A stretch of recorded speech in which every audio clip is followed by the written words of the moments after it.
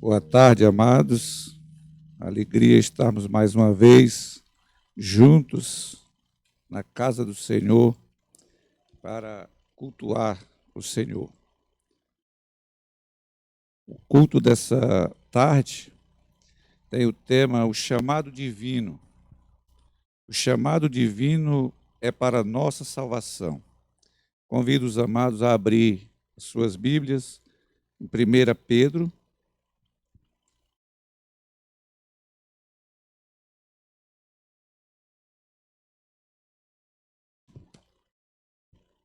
capítulo 1, para a leitura dos versos de 3 a 9. Eu vou ler esse texto. Bendito o Deus e Pai de nosso Senhor Jesus Cristo, que segundo a sua muita misericórdia, nos regenerou para uma viva esperança, mediante a ressurreição de Jesus Cristo dentre os mortos, para uma herança incorruptível, sem mácula, inacessível, reservada nos céus para vós outros, que sois guardados pelo poder de Deus mediante a fé, para a salvação, preparada para revelar-se no último tempo. Nisso exultais, embora no presente, por breve tempo, se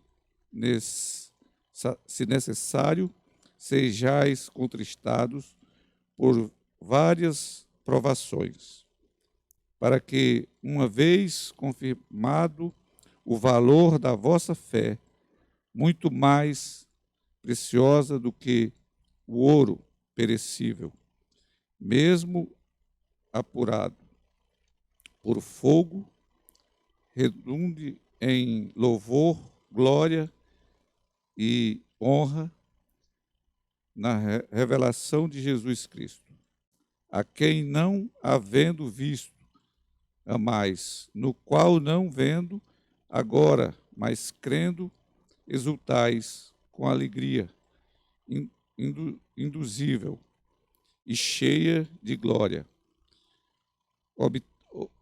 obtendo o fim da vossa fé, a salvação da vossa alma. Vamos louvar o Senhor com o hino 33 do nosso hinário. Aqueles que puderem se colocar de pé.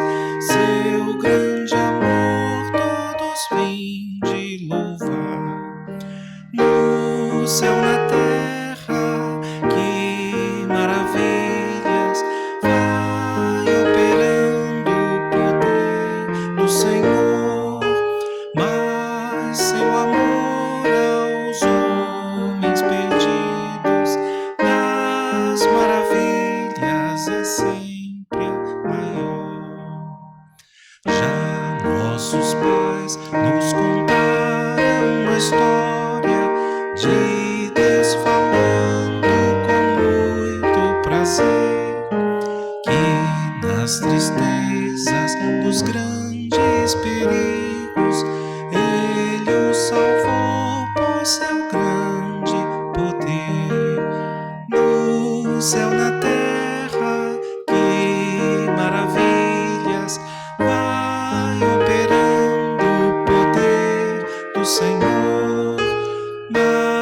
seu amor aos homens perdidos, das maravilhas é sempre a maior.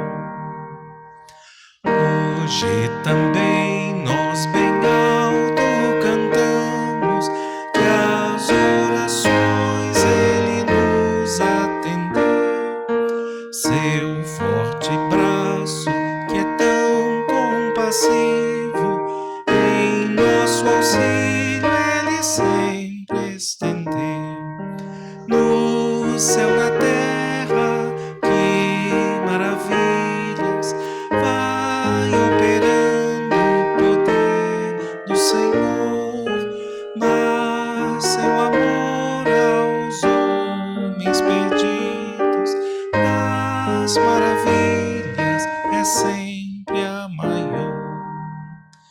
Como até hoje, daqui para frente, Ele será nosso eterno poder, nosso castelo bem forte e seguro, e nossa fonte de excelso prazer. Do céu na terra, que maravilhas vai operando o poder do Senhor, mas seu amor aos homens perdidos, das maravilhas é sempre a maior.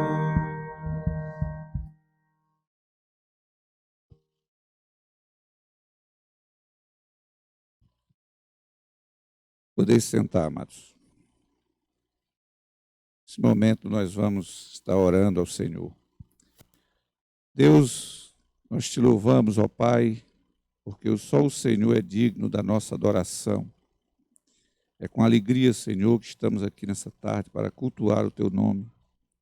É com alegria, ó Deus, que chegamos até aqui para ouvir a Tua palavra e rogamos, Senhor, que fale conosco e que possamos ser cada dia mais transformados, ó Deus, segundo os ensinamentos que temos aprendido de Ti.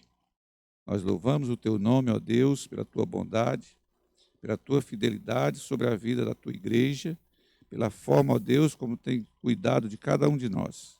Muito obrigado, ó Deus, nós te oramos com gratidão, em nome de Jesus. Amém. O chamado divino é para a nossa santificação. Convido os irmãos mais uma vez a abrir a sua Bíblia nos Salmos 103.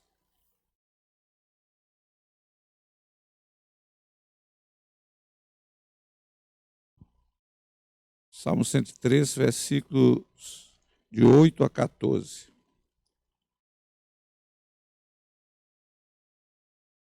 O Senhor é misericordioso e compassivo, longânimo e saz benigno. Não repreende perpetuamente, nem conserva para sempre a sua ira. Não nos trata segundo os nossos pecados, nem nos retribui consoante as nossas iniquidades. Pois quando o céu se alteia acima da terra, assim é grande a sua misericórdia para com os que o temem. Quanto dista o Oriente do Ocidente, assim afasta de nós as nossas transgressões. Como um pai se compadece de seus filhos, assim o Senhor se compadece dos que o temem. Pois ele conhece a nossa estrutura e sabe que somos pó.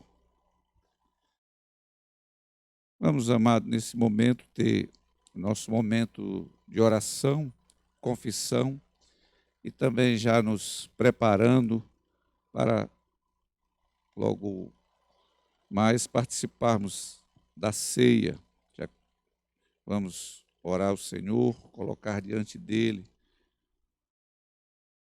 os pecados que cometemos e rogar ao Senhor o perdão.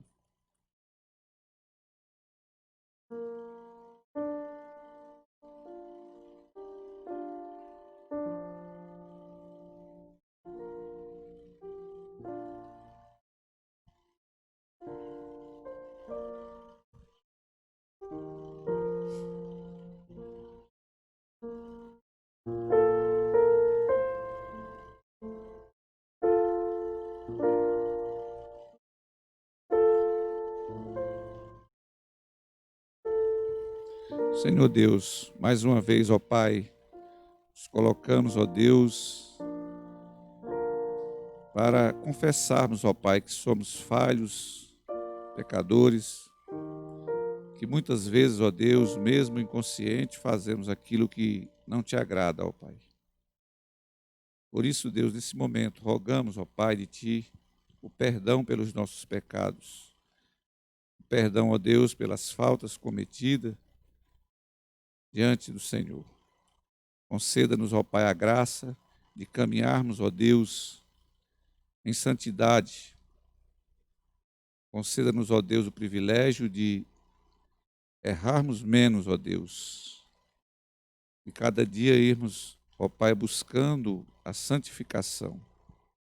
Nós oramos a Ti, ó Pai, e pedimos perdão em nome de Jesus. Amém. Vamos ainda adorar o nosso Deus com o hino 136, Rocha Eterna. Aqueles que puderem se colocar de pé, por gentileza.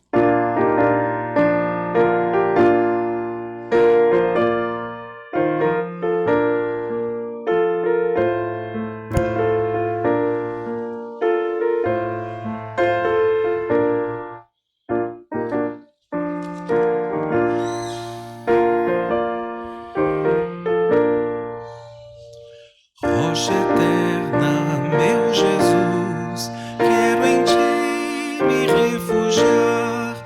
O Teu sangue lá na cruz, derramado em meu lugar, traz as bênçãos do perdão, gozo, paz e salvação. Não por obras nem penar, plena paz terei aqui.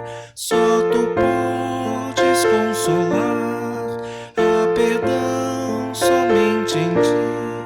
Rocha eterna, só na cruz eu confio, ó meu Jesus. Quando o derradeiro olhar a este mundo aqui vou ver, e no trono eu Te encontrar, Teu chamado a responder. Rocha eterna, espero ali, abrigar-me, salvo em Ti. Amém.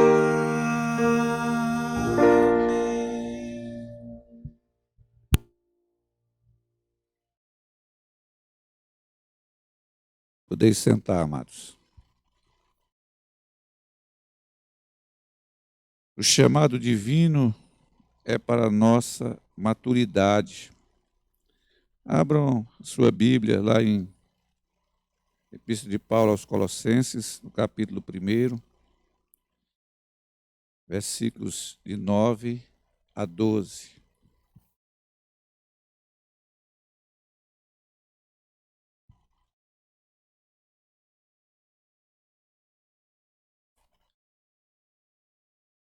Diz assim a palavra do Senhor: por esta razão, também nós, desde o dia em que o ouvimos, não cessamos de orar por vós e de pedir que transbordeis de pleno conhecimento da sua vontade em toda sabedoria e entendimento espiritual, a fim de viverdes de modo digno do Senhor, para o seu inteiro agrado, frutificando em toda boa obra e crescendo no pleno conhecimento de Deus, sendo fortalecido com todo o poder, segundo a força da sua glória, em toda a perseverança e longanimidade, com alegria, dando graças ao Pai que vos fez idôneos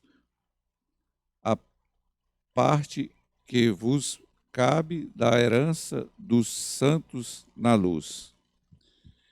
Esse momento, costumeiramente, é o momento em que nós fazemos a entrega de dízimos e ofertas. devido ao momento que estamos vivendo, temos evitado fazer isso, mas você pode fazer pela transferência bancária na conta da igreja, você que é membro dessa igreja, é um dever dos membros dessa igreja apenas, então pode fazer dessa maneira. E enquanto nós o adoramos ao nosso Deus agora com 2 cânticos, nosso pastor vai nos conduzir nesses cânticos. Louvemos ao Senhor, amados.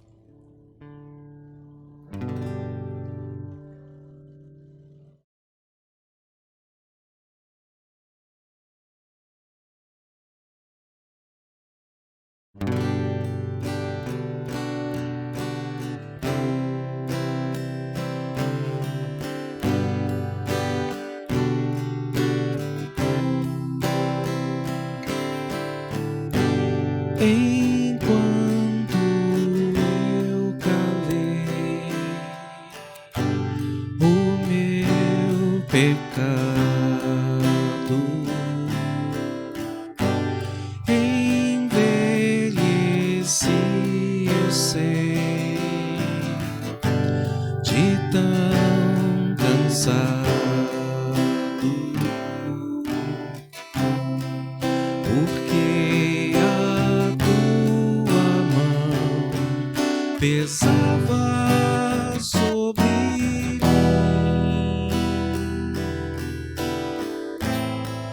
e o meu vigor chegou ao fim.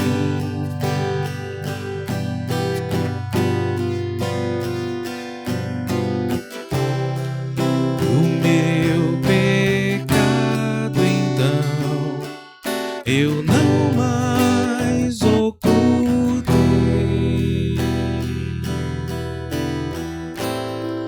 do meu Senhor irei.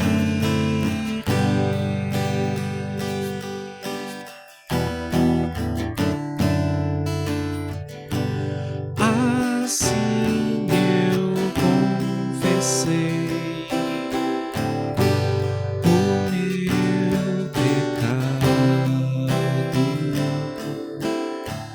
e pelo sangue de Jesus eu fui lavado,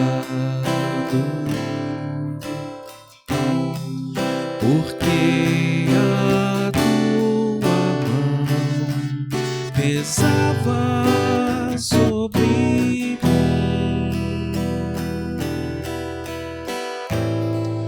e o meu vigor chegou ao fim.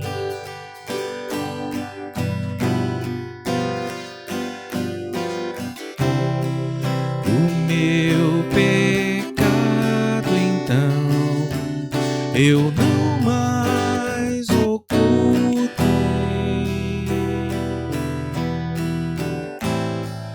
do meu Senhor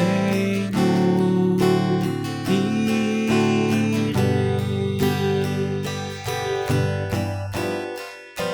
O meu pecado então eu não mais ocultei, o meu pecado então eu não mais ocultei,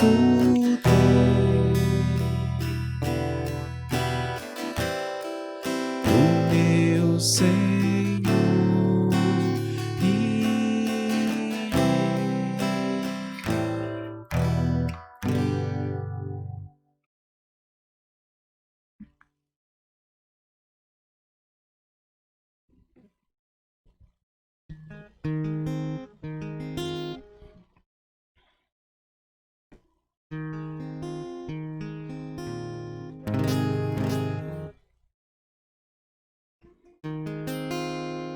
Vamos ficar em pé, irmãos, e entoar este Cantai ao Senhor.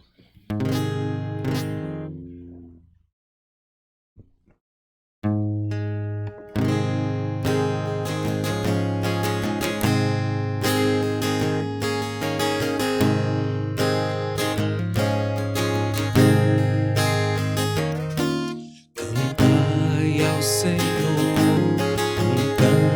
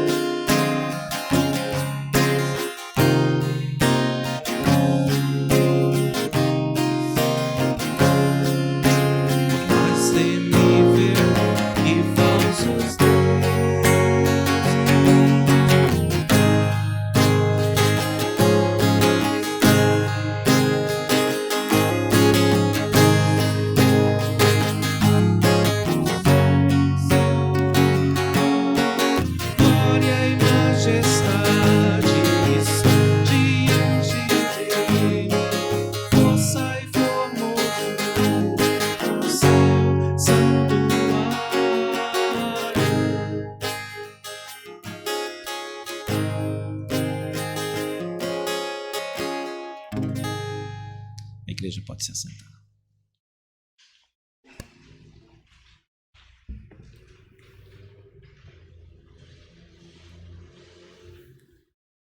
Vamos orar nesse momento, pedindo a Deus que mais uma vez use o teu servo, o reverendo João Batista, na exposição da palavra. Ó Deus, nós te rogamos, ó Pai, a tua soberania sobre a vida do teu servo, ó Deus, que o Senhor o use, ó Pai, como bem o Senhor quiser, ó Deus, para falar com a tua igreja, Senhor. Que ele seja conduzido por ti, ó Deus, usado por ti para transmitir aquilo que é a vontade do Senhor para a vida do teu povo. Abençoa, ó Pai, nós te oramos em nome de Jesus. Amém.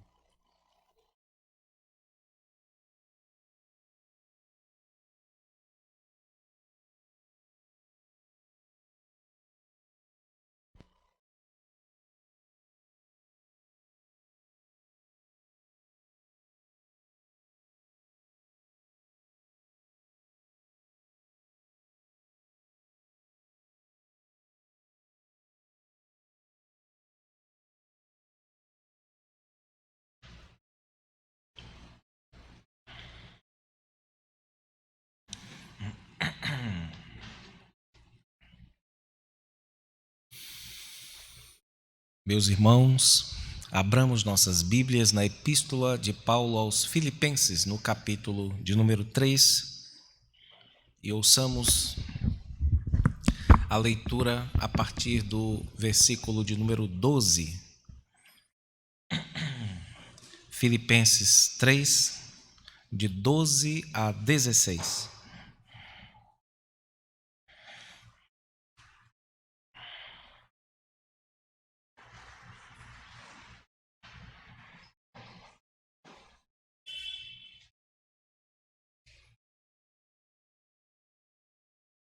Filipenses 3, de 12 a 16, assim nos diz a palavra do nosso Deus.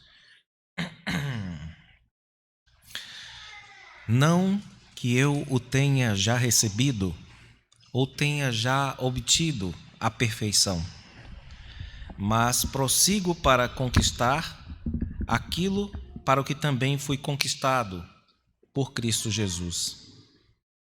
Irmãos, quanto a mim, não julgo havê-lo alcançado, mas uma coisa faço, esquecendo-me das coisas que para trás ficam e avançando para as que diante de mim estão, prossigo para o alvo, para o prêmio da soberana vocação de Deus em Cristo Jesus. Todos, pois, que somos perfeitos, tenhamos este sentimento. E se porventura pensais de outro modo, também isto Deus vos esclarecerá. Todavia, andemos de acordo com o que já alcançamos. Amém. Este, meus irmãos, é um chamado do apóstolo Paulo e, portanto, do próprio Deus que roga, por meio dele, a maturidade cristã. Esse, portanto, é um assunto que deve interessar a todos nós que estamos na caminhada ou na carreira ou na luta para servir a Deus em nossas vidas. Aqui, este chamado, esta maturidade está ligada a um ponto muito importante da vida cristã, que é a perseverança. Este dom que Deus concede a todos os seus servos, a continuar a servi-lo, a continuar através das dificuldades, dos problemas da vida, até chegar ao dia de Cristo Jesus, do modo como o próprio Deus deseja, irmãos. Paulo compara a vida dos cristãos a um campo de batalha, ou mesmo a uma pista de corrida, com o fim de nos incentivar a prosseguir nesta luta e nesta grande corrida da vida. E o próprio apóstolo se coloca como um dos participantes destes jogos ou desta batalha, meus irmãos. O atleta é a imagem principal utilizada por Paulo aqui. Corre por um prêmio, ele deseja alcançar uma meta e fará de tudo para isso. E o soldado é a imagem mais discreta, apenas aludida aqui no versículo de número 12, segue em busca de conquistar alguma coisa, de conquistar algo ou alguém. A meta de Paulo, diz ele, é conquistar aquilo para o qual Cristo me conquistou. Ou seja, Paulo foi conquistado por Jesus como um exército mais fraco é conquistado por um mais forte, mas ele foi conquistado pela perfeição de Cristo. E agora ele quer conquistar esta perfeição. Esta é aquilo que Paulo quer transmitir para os seus irmãos. E ele quer fazer isso por meio da identificação. Ele quer se identificar com Cristo e com suas perfeições, com a sua vida, com o seu sofrimento perfeito, com a sua morte perfeita e com a sua ressurreição até o fim. E é para isso que Paulo e, portanto, todos os crentes se esforçam. Eles querem se parecer mais com o seu mestre e ele se esforça como um atleta disciplinado, versículos de 12 a 14, esquecendo-se das coisas que ficam para trás. É isso que ele diz, que é parte do seu método para, como um atleta, buscar esta perfeição que já o alcançou na pessoa de Cristo. O ponto aqui, irmãos, não é simplesmente desprezar ou rejeitar o nosso passado, porque as lembranças de coisas boas que Deus fez em nossas vidas, por nosso intermédio, podem nos dar coragem, podem nos trazer esperança. E também a lembrança de muitos males que já cometemos, de pecados grosseiros dos quais nos envergonhamos, pode, se olhado do modo certo, nos trazer humildade e até mesmo correção, para que pensemos em formas de como mais não pecar da próxima vez em que formos expostos à tentação. Essas posturas nos ajudam até a olhar para frente. O que Paulo quer dizer aqui deve ser outra coisa, irmãos. Porque essas mesmas coisas, tanto os males do passado, quanto as coisas boas que Deus fez por nosso intermédio no passado, podem prejudicar o nosso rendimento, se nós as olharmos do modo errado. Se nós contemplarmos o nosso passado, no bem ou no mal, dos modos como Deus não aprova. Se você, por exemplo, olha o seu bom passado de realizações para Cristo e acha que já fez muito, e acha que já pode descansar, você está estimulando no presente a indolência e o orgulho, a preguiça e o orgulho. Então é possível sim que um crente olhe para trás e veja quanta coisa boa Deus fez na sua vida, e isso, ao invés de lhe servir como impulso, lhe sirva como um modo de descanso ou como uma sensação de que ele tem o direito de não mais continuar na corrida. E é possível também que ele olhe para trás para suas culpas, não para glorificar a Deus, mas apenas para que aquilo fique escumando tristeza e puxando-o para baixo em seu coração.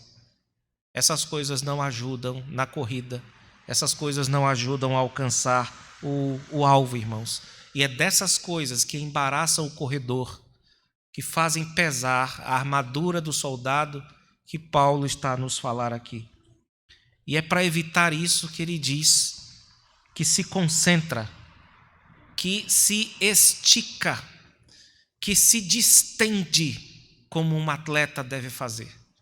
Essa é a linguagem que ele usa aqui. Vocês conhecem isso dos atletas corredores, né?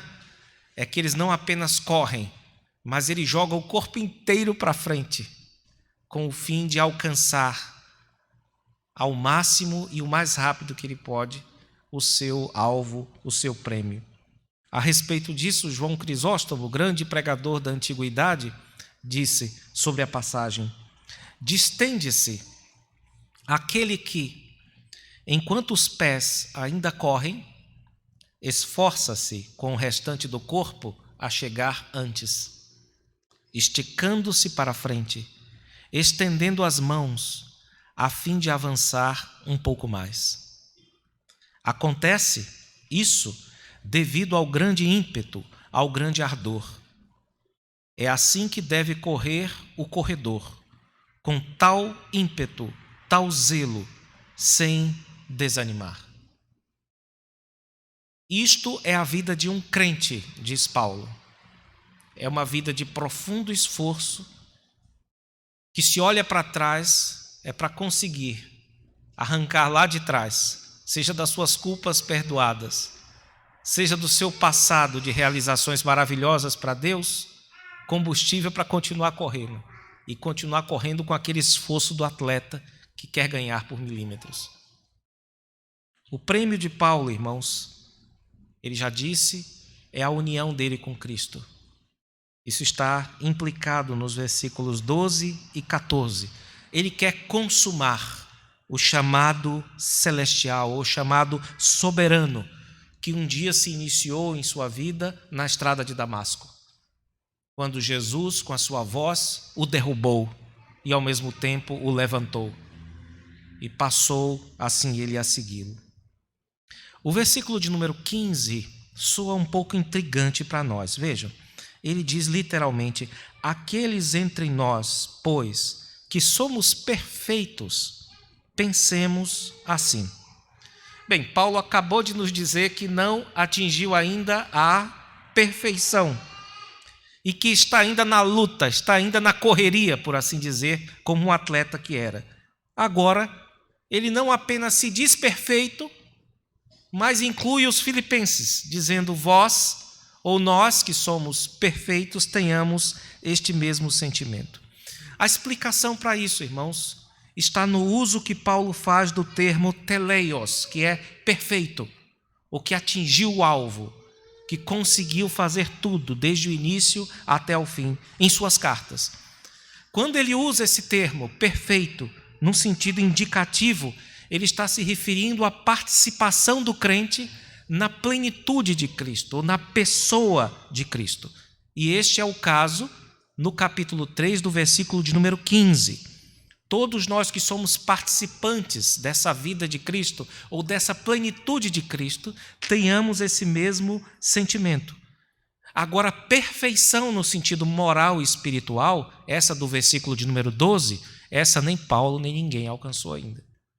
Então nós temos aqui dois conceitos diferentes de perfeição, um mais ligado a aperfeiçoamento ou a maturidade, e outro ligado à perfeição como nós normalmente entendemos o termo, perfeição no sentido moral e espiritual.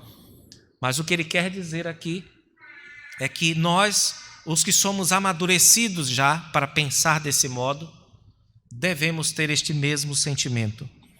Eu gostaria de citar dois textos em que Paulo usa esse mesmo termo, teleios, ou perfeito, ou perfeição, para se referir à maturidade. O que é um crente perfeito nesta vida? É um crente maduro. Maduro o suficiente para saber que não pode parar de correr.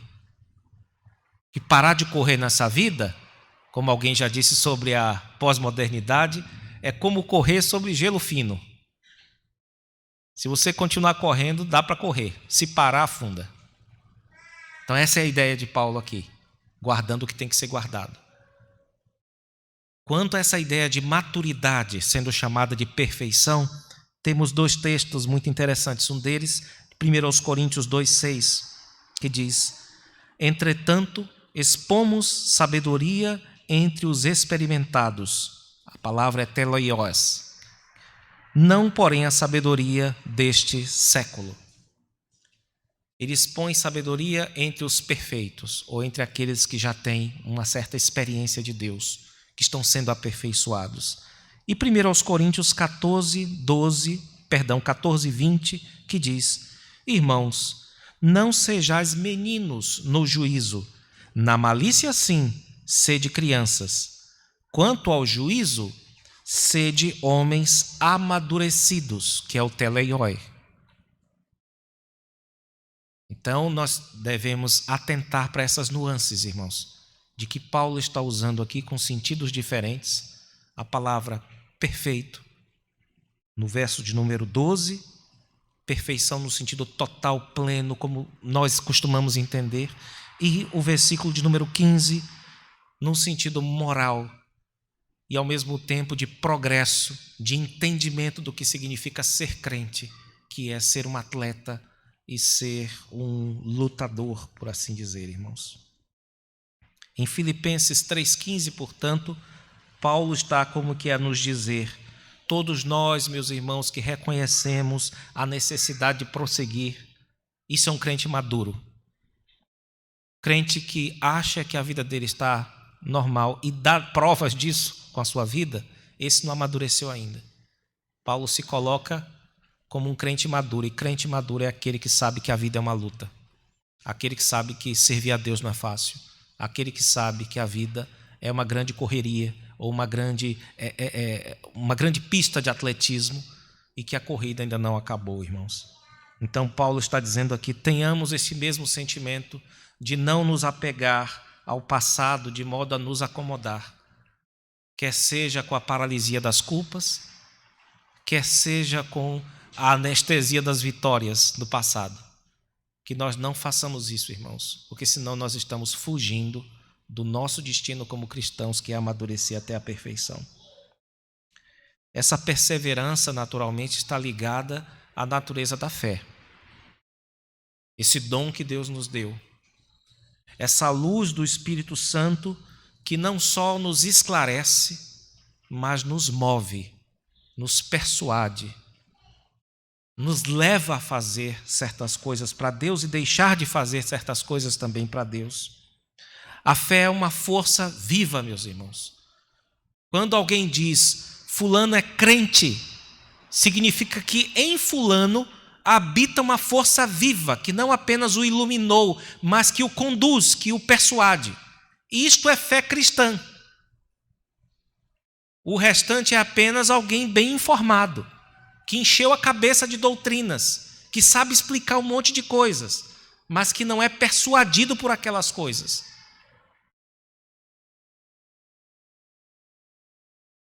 Então é importante nós entendermos a ideia da fé, de que ela é uma força viva que vive a nos incomodar, a fim de que nunca sejamos do jeito que somos hoje apenas, que nunca paremos de correr e nunca paremos de lutar, e ela não sossegará em nós. Não pensem que a fé é mera informação doutrinária, é a palavra de Cristo, a doutrina de Cristo, vinda sobre o ser humano, que ilumina a sua vida, mas eu repito, que persuade. A palavra de Deus, então, traz essa força iluminante, aquecedora, mas que ao mesmo tempo é motora. Ela nos move, ela nos conduz, irmãos. A fé, diz-nos um grande estudioso desta passagem, Hermann Ridderbos, não é um estado no qual se pode descansar uma vez que este foi obtido. Estar firme, estar em pé, perseverar na fé é ao mesmo tempo uma luta contínua, na qual é possível mostrar-se mais ou menos forte, na qual pode-se ser fraco e ser forte, e crescer ou ficar para trás. Todas essas linguagens mostram a dinâmica da fé na Escritura. Ainda assim, porém, como fé, ela não é qualificada pela fraqueza ou pela força, pela estagnação ou pelo progresso, mas pode desde já participar da força que Deus revelou em Cristo. Então existe uma força que é a força que vem do próprio Cristo. Porque foi assim desde o início, quando ele chamava os apóstolos. Ele olhou para Mateus na coletoria e ele apenas disse: segue-me. E a palavra dele foi tão poderosa que entrou naquele homem, infundiu nele fé. E ele largou o que estava fazendo e passou a seguir Cristo. Com total consciência, não foi hipnose. Ele tinha total consciência daquilo. Mas a fé foi tão forte que abriu os olhos de Mateus, iluminou a sua mente e persuadiu o seu coração de que no meio de tantos candidatos quanto à época nós tínhamos a Messias, ele estava diante do verdadeiro Messias. Fé é isso, é uma luz do Espírito Santo, mas ela não vem só para iluminar a nossa mente. É aquela luz que vem da palavra de Deus. É aquela luz que nos derruba, nos levanta e nos conduz. Eu estou falando aqui da vida de Paulo. Porque o que derrubou Paulo do cavalo foi a voz de Jesus Cristo. E essa mesma voz que derrubou, que desorientou, reorientou o seu servo. E, de certo modo, esse é um padrão, ou deve ser o padrão, na vida de todos os cristãos, irmãos. A fé, portanto, é a participação na graça de Deus e na vida eterna. É uma corrida, podemos dizer. É uma luta, é um esforço da nossa alma para alcançar aquela perfeição que em Cristo já nos alcançou. Nós queremos agora alcançar aquilo para o que fomos alcançados pelo próprio Cristo. Na igreja existem graus variados de entendimento desse assunto, nos diz Paulo, e ele tranquiliza seus irmãos, dizendo que Deus vai iluminar os irmãos, vai dar essa clareza para os irmãos ainda. Mas ele deixa claro aqui, ele encerra essa porção, versículo 16, exortando os irmãos: olhe, independente do grau de maturidade que vocês tenham, vivam de modo coerente com aquilo que Deus deu a vocês até aqui. Procurem fazer isso. Se vocês não sabem direito o que é que vem para o futuro, procurem pelo menos ser fiéis ao pouquinho que vocês já sabem. E vocês vão ver que Deus vai acrescentando mais um pouco, porque do que adianta Deus lhes dar tantas instruções se você não obedece? Então é melhor que Deus não dê e fique esperando que você obedeça aquilo que Ele está dizendo. Depois disso Ele te dá mais um pouco e vai te esclarecendo cada vez mais. Esse é o ponto de Paulo aqui, mas ele está confortando seus irmãos, dizendo: irmãos, tenham paciência com vocês mesmos, que Deus vai mostrar exatamente isso, caso alguém tenha dificuldade de entender o que eu estou a falar. A respeito desse texto, irmãos, eu gostaria de destacar 2 recursos que estão aqui e que podem nos ajudar a perseverar na fé. O primeiro deles é nós abraçarmos, atentarmos bem e depois que descobrirmos, abraçarmos o modo como a Bíblia nos descreve. A Bíblia faz muito uso das metáforas, de uma figura de linguagem que consiste na transferência de um termo, não é? Para uma esfera de significação que não é a sua, em virtude de uma comparação implícita entre uma coisa e outra. Então, por exemplo, quando a Bíblia te chamar de alguma coisa que você não é literalmente, por exemplo, uma ovelha, você não é literalmente uma ovelha. Você não é um forasteiro, literalmente. Você não é uma pedra, nem mesmo uma pedra viva. A Bíblia chama a gente assim, mas não é que nós sejamos pedra. A Bíblia também nos chama de ramos ou de galhos, não é? Eu sou a videira, não é? Vós sois os ramos. Ou então aqui, a Bíblia nos chama de atletas. Talvez alguns de vocês sejam, nem todos são. Ou então soldado. Pouquíssimos de nós são soldados ou militares. São metáforas, são figuras de linguagem que a Bíblia utiliza aqui com o fim de lançar luz sobre a nossa identidade, sobre quem somos em Cristo. Então é muito importante nós atentarmos para essas categorias que são diretivas do nosso pensamento, mas que não visam apenas mudar nosso pensamento, mas mudar nossas ações e adequar nossas ações de acordo com as descrições divinas. Vocês conhecem a história? Quando uma pessoa irresponsável chama uma criança de burra, por exemplo. Aquilo ali é uma categoria diretiva de pensamento. Ele está dando ali uma proposta de mundo, que uma vez que seja assumida, a pessoa tende a se comportar naquele ponto em que foi destacado ali, como um animal que serve como descrição para a pessoa.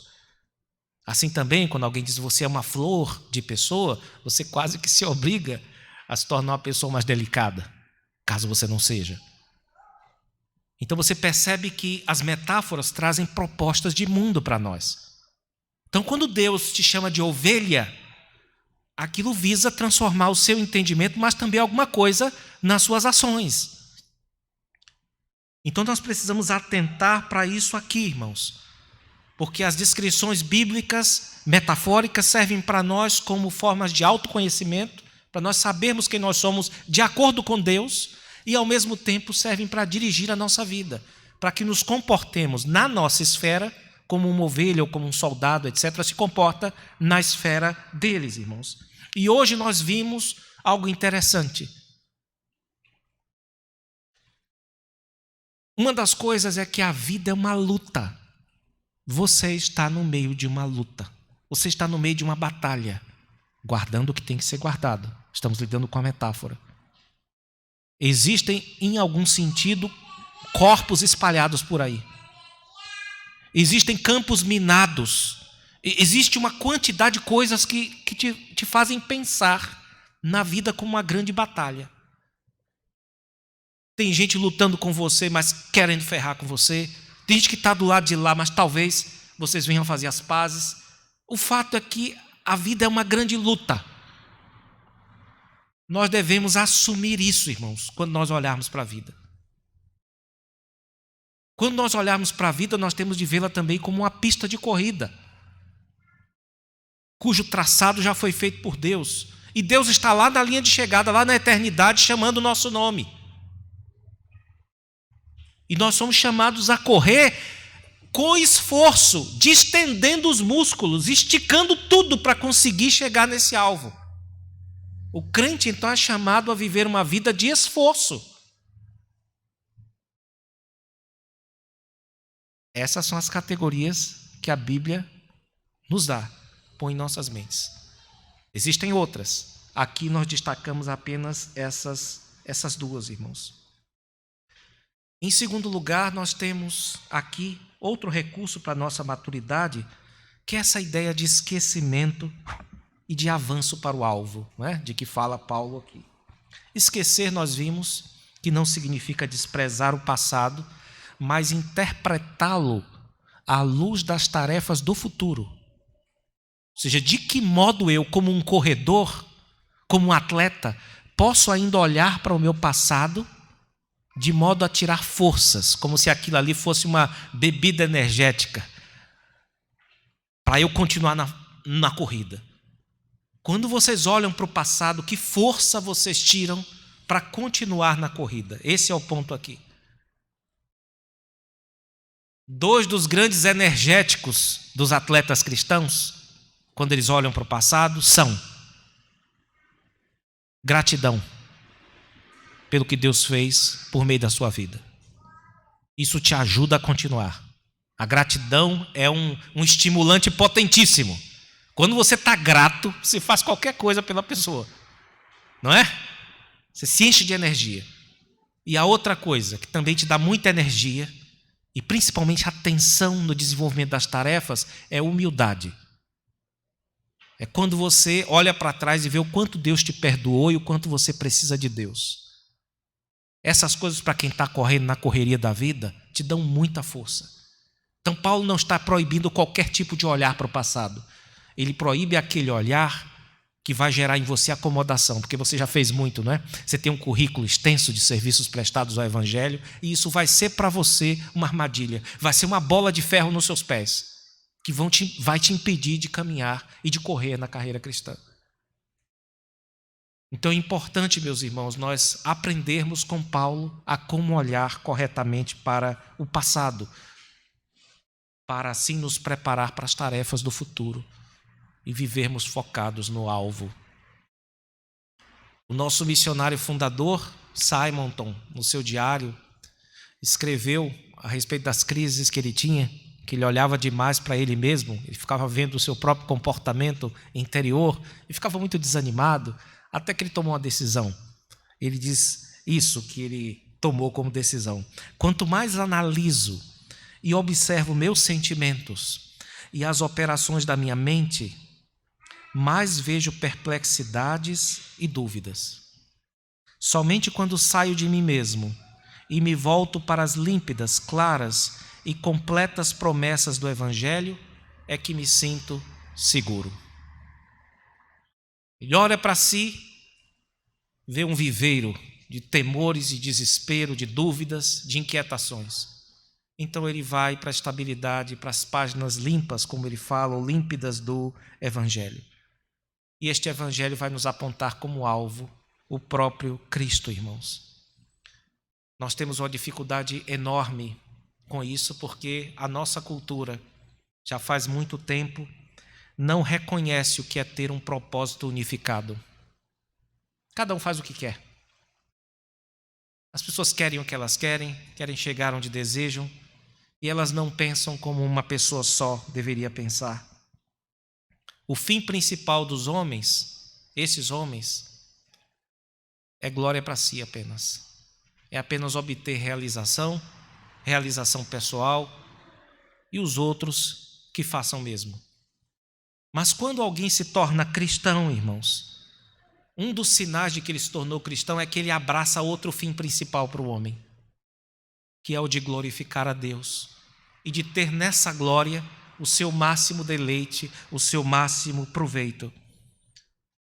Estabelecer essa glória como alvo e perseguir esta glória, esforçar-se e distender-se por essa glória e lutar por ela. E a isso tudo nós chamamos de vida cristã. Ser cristão é isso. Ser cristão é um atleta, é ser um soldado. Esse crente cultiva a paciência, não apenas com os outros, mas consigo mesmo, porque ele sabe que Deus ainda não terminou a sua obra. Deus não encerrou a sua obra em nós, meus irmãos. E também esse crente não se acomoda e nem dá ao pecado a palavra final, mas procura andar de acordo com aquilo que já alcançou. Pois é essa maturidade, é essa perfeição que está a nosso alcance nesta vida, é sobre ela que Paulo está falando aqui, que Deus requer hoje dos seus atletas, que Deus requer hoje dos seus soldados, que Deus requer hoje dos seus amados filhos. Que o Senhor Deus nos abençoe e guarde sua palavra em nossos corações. Amém.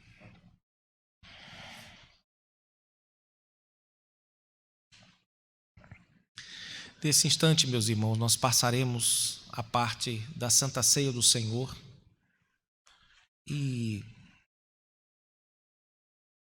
eu gostaria de fazer uma leitura bíblica que está no Evangelho segundo escreveu Mateus, no capítulo 26.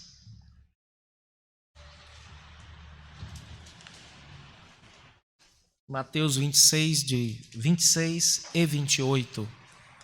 São dois versículos que se encontram em nosso catecismo maior, e a seguir eu gostaria de fazer a leitura da pergunta 170. Mateus 26 e 28, assim nos diz a palavra de Deus.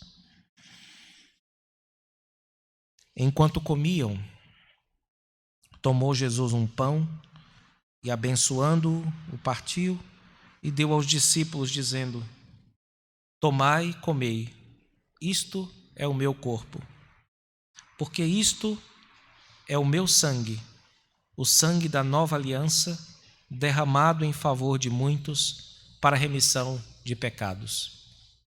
Este texto é uma das bases sobre as quais foi construída esta pergunta e esta resposta do nosso Catecismo Maior, de número 170. Como se alimentam do corpo e do sangue de Cristo os que dignamente participam da ceia do Senhor? Está-se aqui inquirindo sobre um processo. De que modo ocorre a alimentação espiritual dos crentes quando eles participam da Santa Ceia? Desde que o corpo e o sangue de Cristo não estão nem corporal, nem carnalmente presentes no pão, com o pão ou debaixo do pão e vinho na ceia do Senhor, mas sim espiritualmente a fé do comungante, não menos verdadeira e realmente do que estão os mesmos elementos aos seus sentidos, assim os que dignamente participam do sacramento da ceia do Senhor, nele se alimentam do corpo e do sangue de Cristo, não de uma maneira corporal e carnal, mas espiritual. Contudo, verdadeira e realmente, visto que pela fé recebem e aplicam a si Cristo crucificado e todos os benefícios da sua morte. Então, o modo como os crentes recebem, segundo o entendimento da nossa tradição, os elementos do pão e do vinho, é uma recepção não no corpo, não na mão, não na boca, mas na alma. Nós recebemos os benefícios advindos da obra de Cristo no Calvário.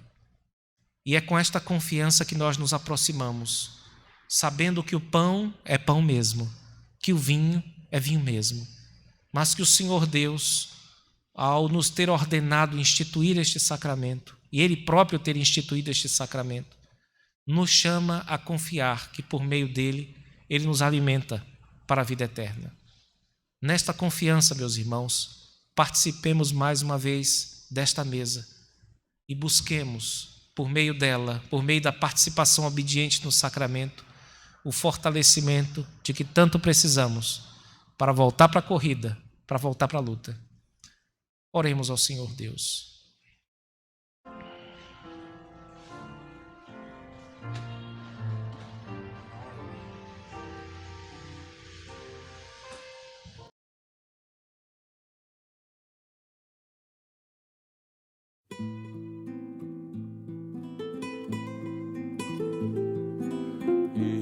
Este pão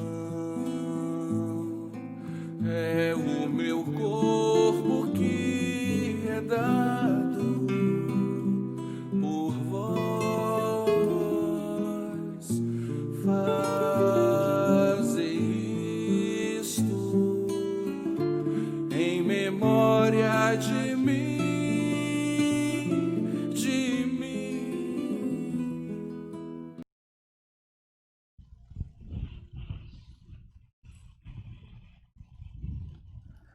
Oremos, meus irmãos. Nosso Pai, graças te damos por participarmos do teu culto, imperfeitos como somos, mas amados como somos por ti. Nós te damos graças, ó Senhor, pela tua bondade na pessoa do teu Filho, que tanto bem nos fez, que adentrando ao tempo, realizou esse sacrifício tão maravilhoso por nós, que nos rendeu a vida eterna. Graças te damos, Senhor, porque o Senhor, além de nos salvar, nos santifica, nos fortalece.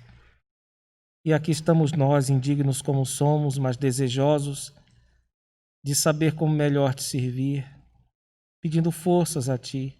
E nós te agradecemos pela resposta que tu nos dás, nos fazendo participar da tua mesa. Ó Senhor, que ela sirva para nós, não de condenação, mas sirva para nós de fortalecimento espiritual, Senhor. Que ela nos confira os benefícios da cruz mais uma vez, Senhor. Que o Senhor renove as nossas forças.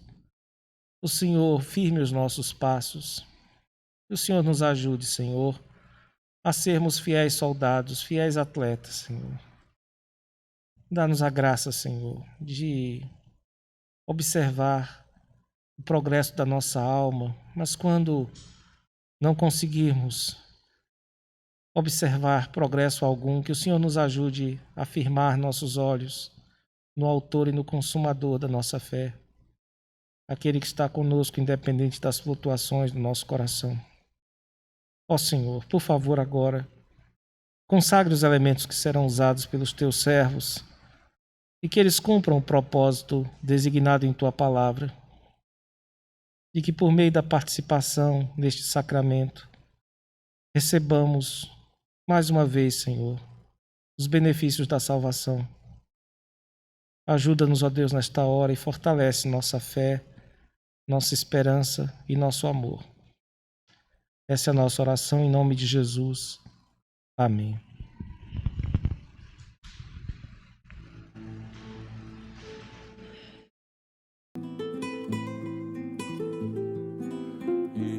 Este pão é o meu corpo que é dado por vós.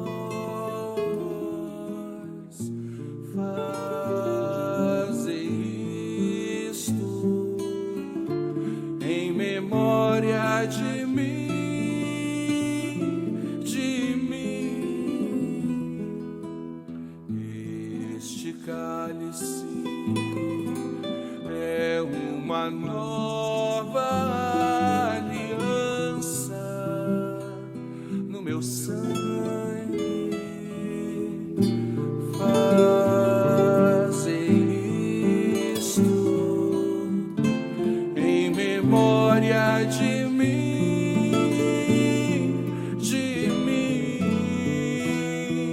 porque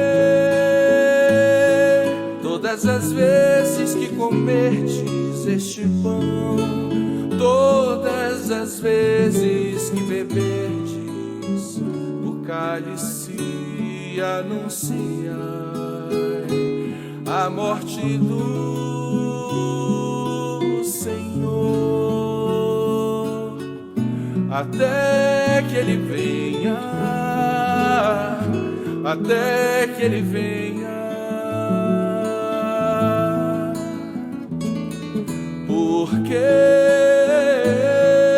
todas as vezes que comerdes este pão, todas as vezes que beberdes o cálice, anunciai a morte do Senhor, até que Ele venha, até que Ele venha.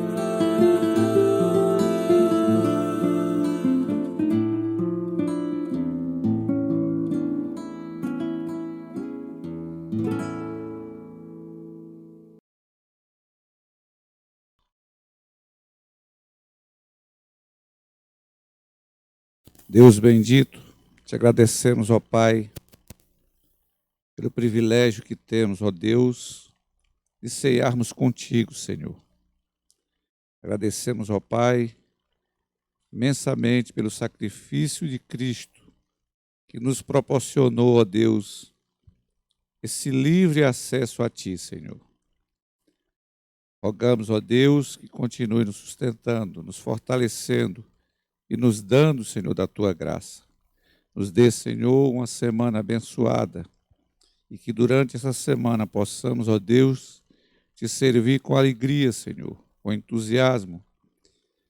Que o Senhor conduza cada passo da Tua igreja, Senhor. Possamos caminhar sempre para o alvo que é o Senhor. Nós te oramos, ó Pai, e te agradecemos por tudo. Em nome de Cristo Jesus. Amém. Fiquemos de pé, amados. O pastor vai estar interpretando a bênção.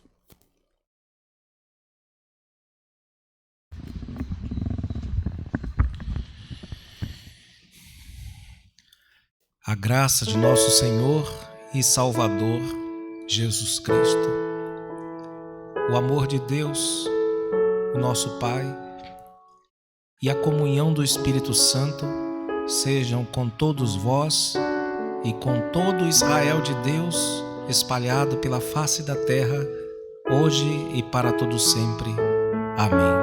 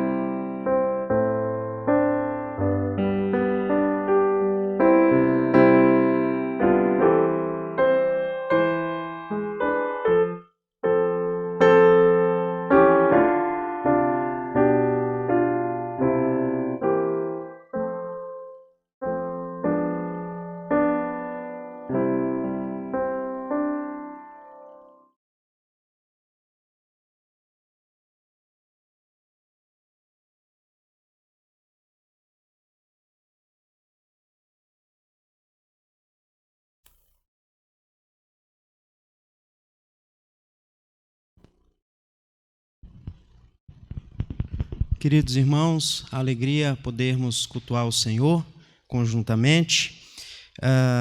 Queremos apenas passar alguns breves avisos, tá? Conhecer os nossos visitantes. Temos alguns visitantes pela primeira vez conosco. Elisandra, seja muito bem-vinda, Elisandra. Deus te abençoe. Hamilton, seja muito bem-vindo, meu querido. Deus te abençoe. Maicon, seja muito bem-vindo, Maicon. Deus te abençoe. Caroline, seja muito bem-vinda, querida. Deus te abençoe.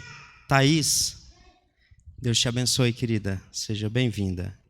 E Jason, seja bem-vindo, meu irmão. Deus te abençoe. Mais alguém nos visita pela primeira vez? Presbítero Adelmo, primeira vez? Seja bem-vindo, querido. Deus te abençoe. Mais alguém pela primeira vez? Saudamos também aqueles que nos acompanham através das nossas plataformas, no Facebook, no YouTube. Queremos apenas passar também a nossa agenda semanal, lembrando aos irmãos da convocação. A UPH está convocada para reunir na próxima terça-feira, às 19h30, aqui na igreja. Lembrando aos irmãos que nós tomaremos todos os cuidados conforme o nosso protocolo de segurança e teremos aqui a nossa reunião presencial para a eleição da nova mesa diretora para o ano de 2021. De igual forma, temos aqui também a convocação da SAF, das irmãs da SAF, para a reunião plenária na próxima quarta-feira, dia 11, também às 19h30, presencialmente aqui na igreja. De igual forma, teremos todos os cuidados conforme o nosso protocolo de segurança e teremos, com a graça de Deus, a nossa reunião aqui para a eleição também da nova mesa, que assumirá então os trabalhos para o próximo ano. Na quinta-feira temos o nosso chimarrão com Bíblia, estudo bíblico e oração, sempre às 20 horas, através do Facebook e do YouTube, tá? No domingo pela manhã, às 9 horas, temos a nossa reunião de oração e às 9h30 temos a nossa escola bíblica dominical. Temos várias faixas etárias, várias classes para atender às diferentes idades daqueles que nos acompanham. Você que nos ouve através das plataformas e gostaria de participar de uma das nossas classes, é só entrar em contato conosco e nós passaremos o link da sala adequada e é sempre um prazer receber os irmãos. E domingo também, às 16 horas, nós temos o nosso culto presencial, que sempre é transmitido, então, às 19 horas, através das nossas plataformas. Saudamos a todos, sejam todos muito bem-vindos e que Deus nos abençoe. Tenhamos uma semana abençoada, em nome de Jesus. Amém.